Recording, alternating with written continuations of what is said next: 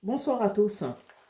Oh oui, ce soir j'ai décidé de vous faire réécouter le discours du président Alassane Draman Ouattara parce que nous avons tous écouté. Pour ceux qui n'ont pas écouté, peut-être vont l'écouter dans ma vidéo. Dans son discours, il a demandé aux fils et filles de la Côte d'Ivoire, sans différence d'ethnie ni de religion, parce qu'il est le président de tous les fils et filles de la Côte d'Ivoire. Donc, il leur a demandé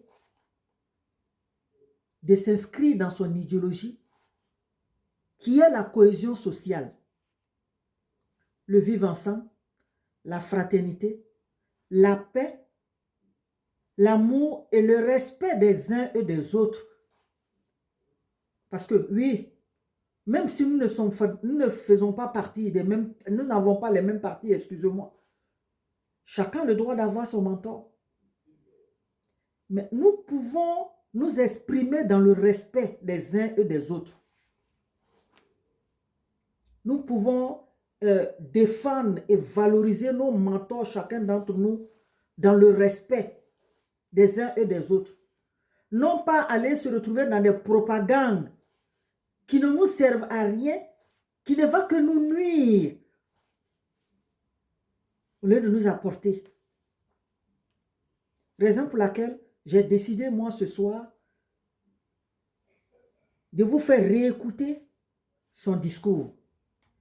Et vous savez bien aussi qu'avant le discours du président Alassane Draman Ouattara, nous avons notre hymne national que nous devons écouter d'abord avant d'écouter le discours de notre président de la République. On y va, on va écouter ensemble. Merci. Terre d'espérance, pays de l'hospitalité, les gens faisaient vaillance, ont élevé ta dignité. Des fiches récoltées d'ivoire, fiers artisans de ta grandeur, tous rassemblés pour ta gloire, te bâtiront dans le bonheur. Fiers Ivoiriens, le pays nous appelle. Si nous avons dans la paix, ramener la liberté, notre devoir sera d'être un modèle et l'espérance promise à l'humanité, à continuer dans la foi nouvelle, la partie de la vraie fraternité. Merci, nous allons écouter le président. Mes chers compatriotes, chers amis de la Côte d'Ivoire, c'est toujours avec beaucoup de plaisir que je m'adresse à chacune et à chacun de vous à l'orée de la nouvelle année. L'année 2024 nous a permis d'enregistrer des avancées importantes dans un contexte sous-régional et international difficile. Nous avons su maintenir la dynamique de développement de notre pays grâce à la consolidation de la paix, de la sécurité et au renforcement de la cohésion nationale. La paix constitue pour nous une valeur cardinale que nous devons préserver en toutes circonstances par le dialogue. C'est dans cet esprit que nous avons traité la situation de nos deux gendarmes interpellés en septembre 2023 au Burkina Faso alors qu'ils essayaient d'arrêter des orpailleurs clandestins le long de la frontière. Je me félicite que la voie du dialogue que nous avons choisie ait permis leur retour en Côte d'Ivoire pour le bonheur de leur famille. Je salue leur courage et leur résilience et à travers eux, l'ensemble de nos forces armées, gendarmerie et notre police. Mes chers compatriotes, chers frères, chères sœurs, nous pouvons être fiers de notre armée, dont la modernisation est désormais effective. C'est dans ce cadre que nous avons décidé du retrait concerté et organisé des forces françaises en Côte d'Ivoire. Ainsi, le camp du 43e DIMA, le bataillon d'infanterie de marine de Port-Boué, sera rétrocédé aux forces armées de Côte d'Ivoire dès ce mois de janvier 2025. Pour marquer cette nouvelle étape de la vie de notre armée, j'ai décidé de baptiser ce camp du nom du général Ouattara Thomas Dakin, militaire au parcours exceptionnel et tout premier chef d'état-major de l'armée ivoirienne. Mes chers compatriotes, l'année 2024 a été marquée par la parfaite organisation de la 34e édition de la Coupe d'Afrique des Nations de football par notre pays. Je tiens à renouveler la reconnaissance de toute la nation à nos éléphants champions d'Afrique pour la 3e fois. Au plan diplomatique, notre pays continue de rayonner à l'international. Depuis le 4 décembre 2024, le savoir-faire lié à la fabrication de notre attiqué est inscrit sur la liste du patrimoine culturel immatériel de l'UNESCO. Cette reconnaissance internationale fait notre fierté. Je me réjouis également d'avoir été choisi par l'UNESCO en qualité de protecteur du prix Félix Houphouët-Boigny pour la recherche de la paix. Je continuerai d'œuvrer pour le rayonnement de ce prix, ainsi que pour la promotion des valeurs de paix que nous a léguées notre père fondateur, le président Félix Houphouët-Boigny.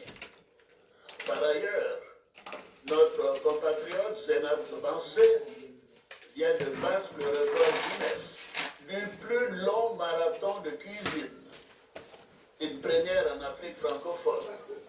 Je tiens à la féliciter pour son courage et sa persévérance. Chers frères, chères sœurs, l'année 2024 a également vu la poursuite de nos investissements dans les domaines portuaires, routiers, énergétiques et des télécommunications. Nous continuerons sur cette lancée avec la réhabilitation et l'extension de l'aéroport international Félix Houphouët-Boigny pour donner à notre pays un aéroport à la hauteur de ses ambitions économiques et touristiques. Notre compagnie nationale Air Côte d'Ivoire procédera dans quelques mois au lancement des vols long courriers qui commenceront par Paris et s'étendront à Washington, New York, Londres et Genève. Mes chers compatriotes, l'une de nos grandes ambitions est de faire de chaque citoyen, quelle que soit son origine et sa condition sociale, un acteur de développement qui contribue par son travail à la création de richesses. En matière d'éducation, nos enfants sont chaque année plus nombreux à terminer le cycle primaire et le cycle secondaire. Et cela avec une quasi-parité filles-garçons. Le nombre de collèges et de lycées publics a triplé. Nous sommes ainsi passés de 294 en 2011 à un total de 902 en 2024. En 2025, ce sont 15 lycées de jeunes filles et une centaine de collèges de proximité qui seront construits pour renforcer nos acquis en matière d'éducation.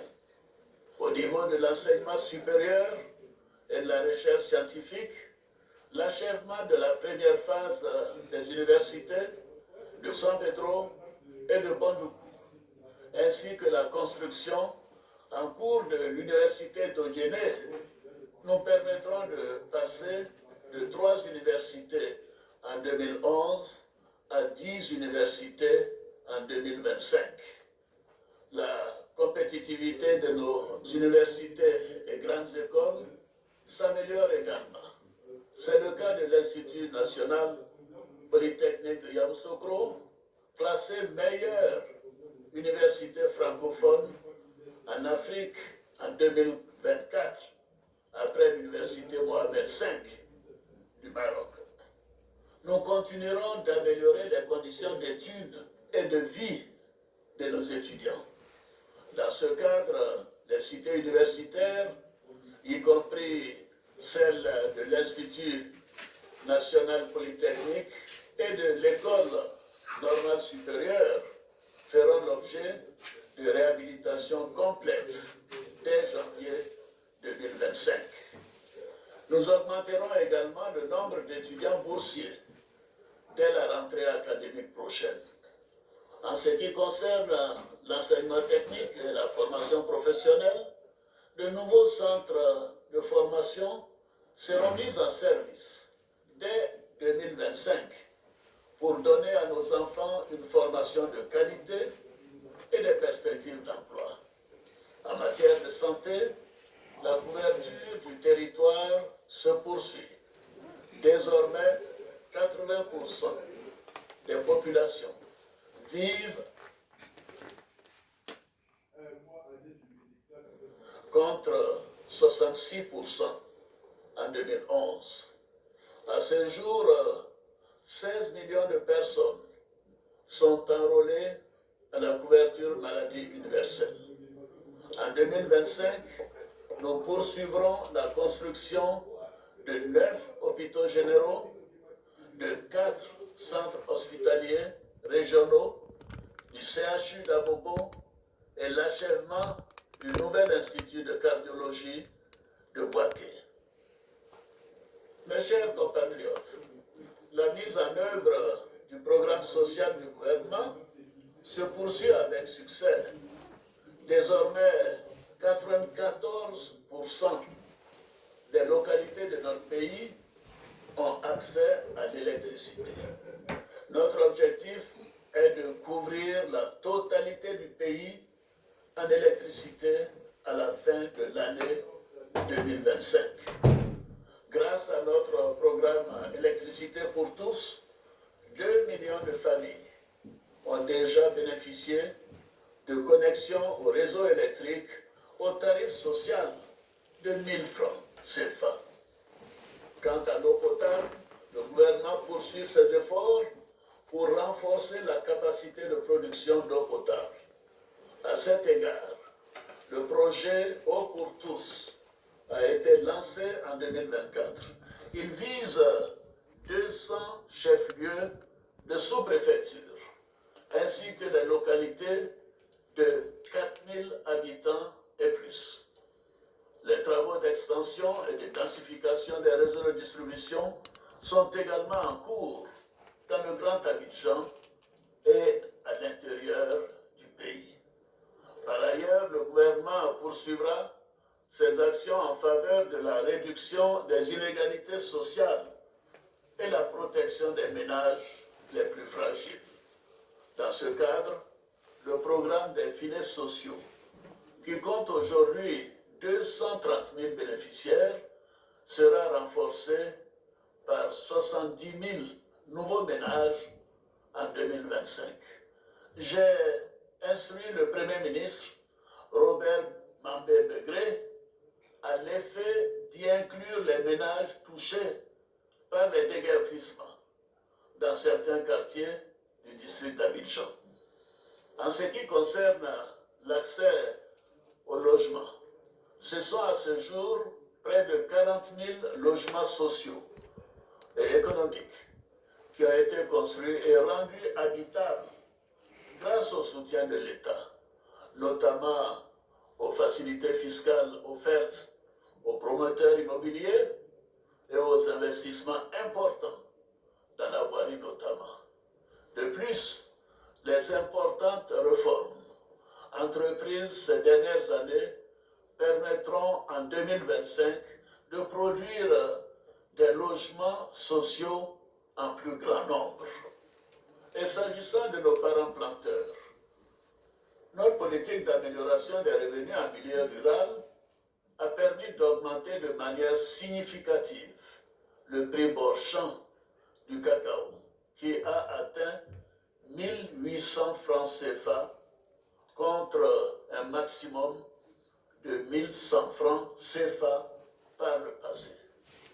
De plus, tous les producteurs de café et de cacao, détenteurs de la carte de planteur, bénéficieront gratuitement de la couverture maladie universelle dès le premier trimestre 2025.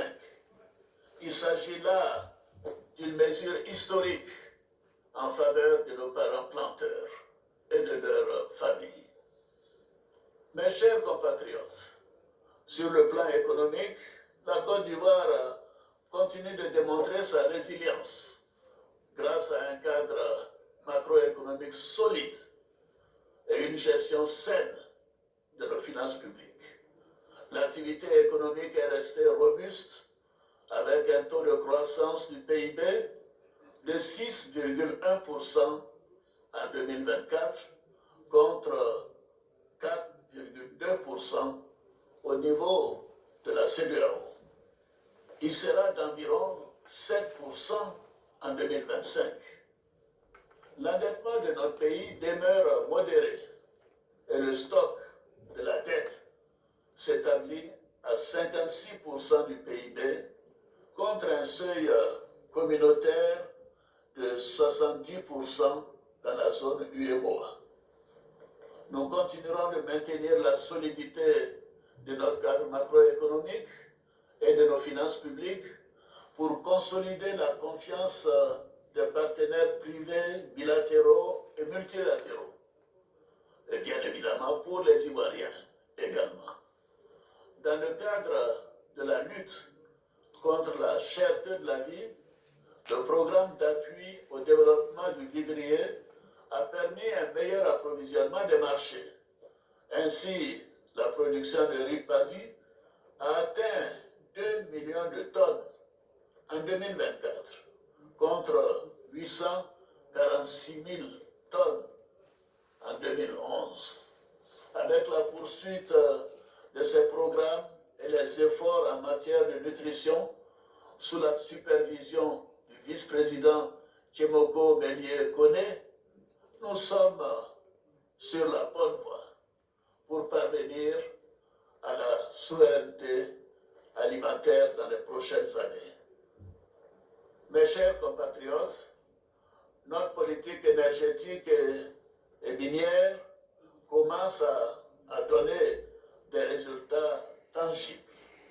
Après les découvertes majeures de pétrole et de gaz et de la récente mine d'or de Tanda, notre statut de hub énergétique sous-régional se renforce et notre pays dispose de 2 gisements d'or de classe mondiale. L'exploitation de nos ressources naturelles soulève toutefois le défi de la préservation de l'environnement. Dans ce cadre, la Côte d'Ivoire s'est fixé l'objectif ambitieux de porter la part des énergies renouvelables à 45% de notre mix énergétique d'ici à 2030. Nous continuerons aussi d'accorder une attention particulière à la restauration de notre couvert forestier et au développement d'une agriculture respectueuse du climat. Enfin, nous poursuivrons nos efforts en matière d'amélioration de l'environnement des affaires afin d'offrir un climat d'investissement toujours plus compétitif et plus attractif. En cela, la bonne gouvernance ainsi que la lutte contre la corruption et le blanchiment des capitaux feront l'objet d'une attention particulière tout tout au long de l'année 2025. Mes chers compatriotes, les conditions de travail dans la fonction publique ont connu une amélioration avec l'adoption d'un nouveau statut général de la fonction publique et une augmentation régulière des salaires des fonctionnaires tous les 2 ans, depuis 2014. Nous avons aussi initié un dialogue social avec les organisations syndicales pour garantir la paix sociale.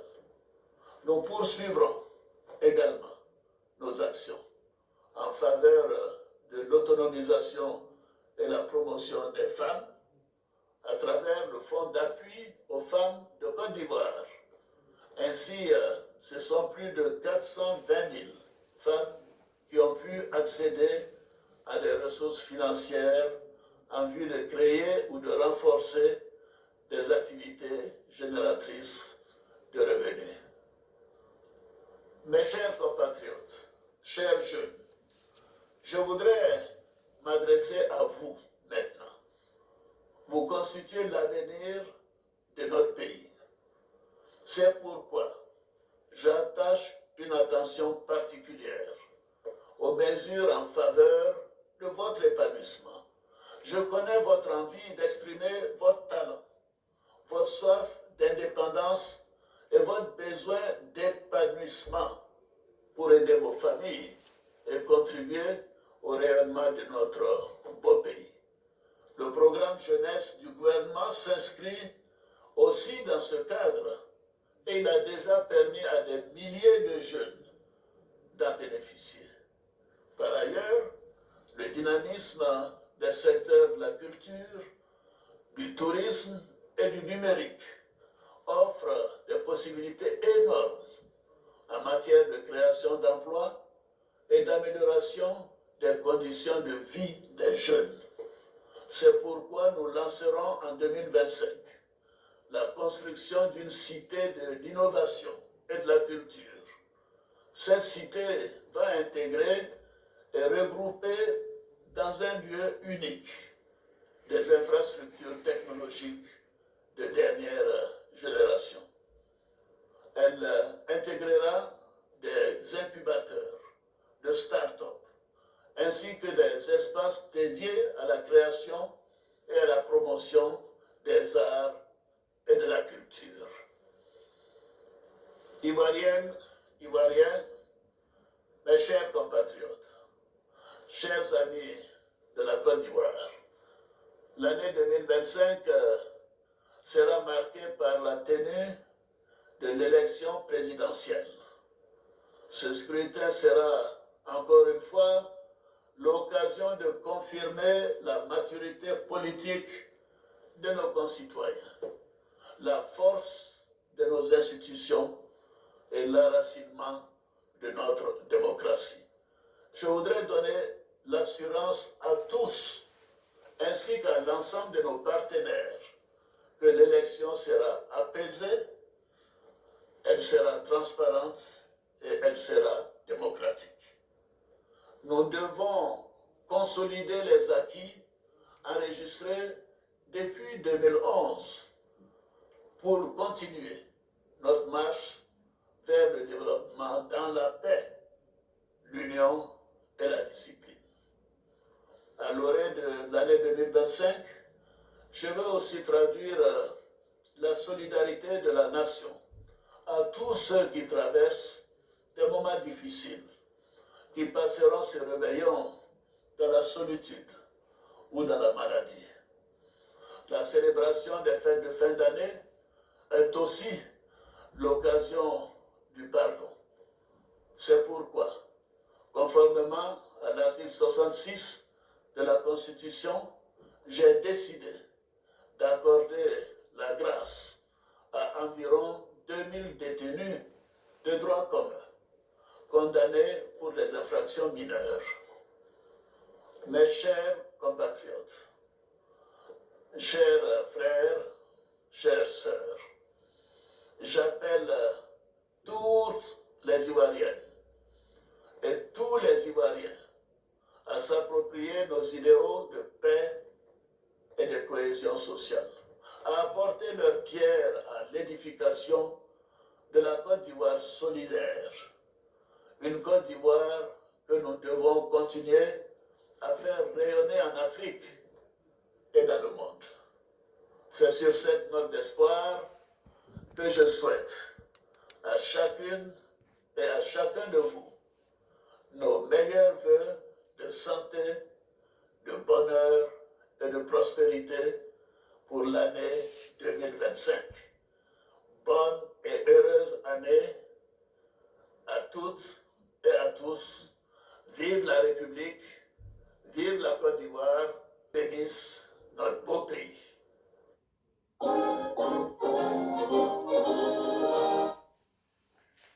Famille, nous avons écouté le vœu de notre président de la République. Disons, nous avons réécouté. Famille, moi, à mon avis, quand j'ai écouté le discours du président Alassane Dramane Ouattara, comme c'est un discours précédent, ce monsieur n'a aucun discours propagande dans ses discours qu'il fait. Dans ses dits, dans son comportement, dans sa posture, tu ne vois aucun signe haineux en lui. Il est plutôt dans la présence. Il est plutôt dans la sécurité. Il est plutôt à l'écoute. Il est plutôt je ne sais même plus quoi dire. Au fait, le président Alassane Ouattara, c'est un monsieur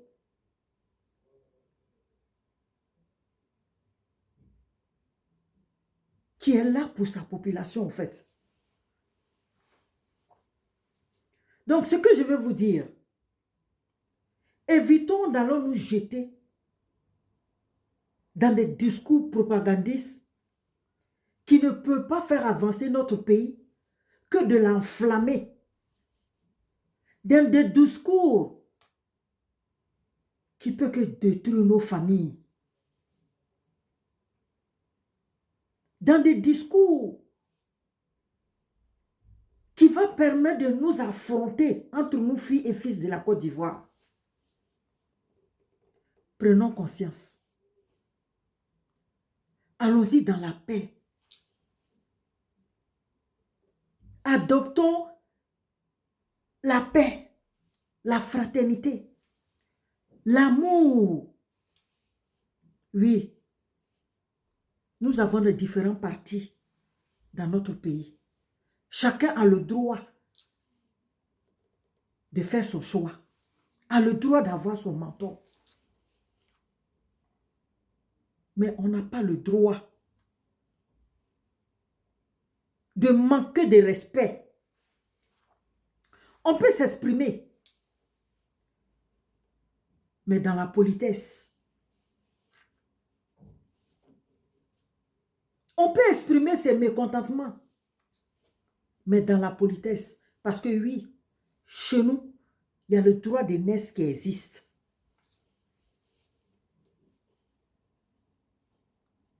Quelque chose qui a fait partie de la base de notre éducation. Ne la perdons pas. Donc aujourd'hui, je me suis permis de faire réécouter le discours du président Alassane Dramane Ouattara pour répondre à son appel. Parce que oui, dans son discours, il a dit que les filles et fils de la Côte d'Ivoire doivent s'engager. Il les appelle de s'engager dans la cohésion sociale, dans son idéologie, qui est de rassembler les filles et fils de la Côte d'Ivoire, qui est d'unir les filles et fils de la Côte d'Ivoire.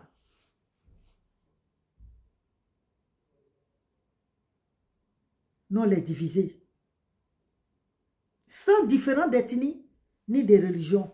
Parce que oui, il dit qu'il est le président de tous les filles et fils de la Côte d'Ivoire. Un président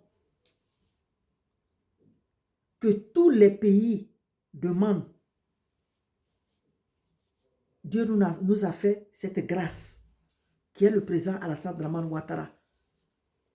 Quand on écoute son discours, on voit tout de suite à qui on a affaire. Et quand on écoute, il ne faut pas seulement écouter, il faut aussi comprendre le langage de l'homme pour le connaître et le comprendre et savoir à qui tu as affaire.